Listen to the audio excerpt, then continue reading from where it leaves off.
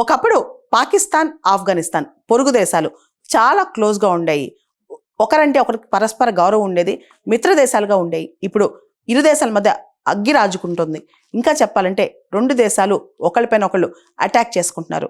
మనం చూస్తే కనుక గత 10 రోజుల్లోనే ఆఫ్ఘనిస్తాన్కి సంబంధించి, పాకిస్తాన్కి సంబంధించి చాలా ఘర్షణలు స్టార్ట్ అయ్యాయన్నమాట. ప్రత్యేకంగా పాకిస్తాన్ మీద రీసెంట్గా ఒక మాస్క్ మీద అటాక్ అయింది. దానిలో 31 మంది చనిపోయారు. అదేవిధంగా పాకిస్తాన్కి చెందిన దాదాపు 11 మంది సెక్యూరిటీ ఫోర్సెస్ చనిపోయారు రీసెంట్గా. వీటన్నిటికీ ఆఫ్ఘనిస్తాన్ కారణం అని చెప్పి పాకిస్తాన్ భావిస్తోంది.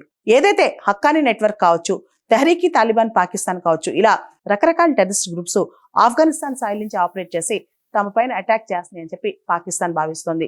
దీనికి సంబంధించి ఇప్పుడు ఆఫ్ఘనిస్తాన్ పైన పాకిస్తాన్ తిరిగి దాడులు ప్రారంభించిందనమాట. ఇక్కడ మనం చూస్తే పాకిస్తాన్ ఆర్మీ వాళ్ళు, పాకిస్తాన్ మిలిటరీ వాళ్ళు రీసెంట్ గా ఆఫ్ఘనిస్తాన్ పైన దాడులు ప్రారంభించారు.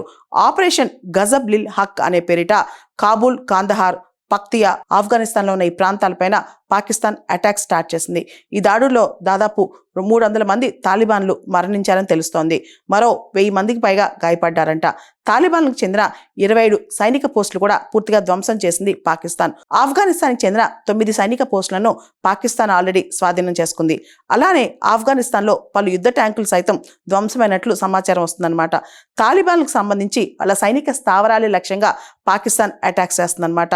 సరిహద్దుల్లో తాలిబాన్లు చేసే దాడులు తిప్పుకోవటానికి పాకిస్తాన్ సరిహద్దులో భద్రత కూడా విపరీతంగా పెంచేసింది. పాకిస్తాన్ ఇప్పుడు ఆఫ్ఘనిస్తాన్ పైన ఓపెన్ వార్, బహిరంగ యుద్ధం డిక్లేర్ చేసింది.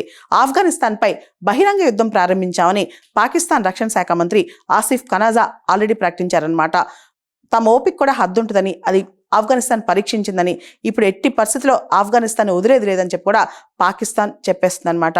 ఇక్కడ మనం చూస్తే కనుక ఈ ఉద్రిక్తతలపై చైనా, రష్యా ఈ రెండు దేశాలు కూడా ఆందోళన వ్యక్తం చేశాయి. ఎందుకంటే ఈ పాకిస్తాన్, ఆఫ్ఘనిస్తాన్ గొడవలు అనేవి మన చుట్టుపక్కల ప్రాంతాలపైన ప్రభావం చూపించే అవకాశం ఉంది. ఆల్రెడీ మనకు తెలుసు 2021 నుంచి ఆఫ్ఘనిస్తాన్లో తాలిబాన్ల పరిపాలన ఉంది.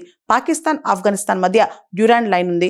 ఇన్ఫాక్ట్ చాలా మంది ఆఫ్ఘనిస్తాన్ పౌరులు ఎప్పుడైతే తాలిబాన్ ప్రభుత్వం వచ్చిందో పాకిస్తాన్ బార్డర్ ఏరియాకి వచ్చి తలదాచుకుంటున్నారనమాట.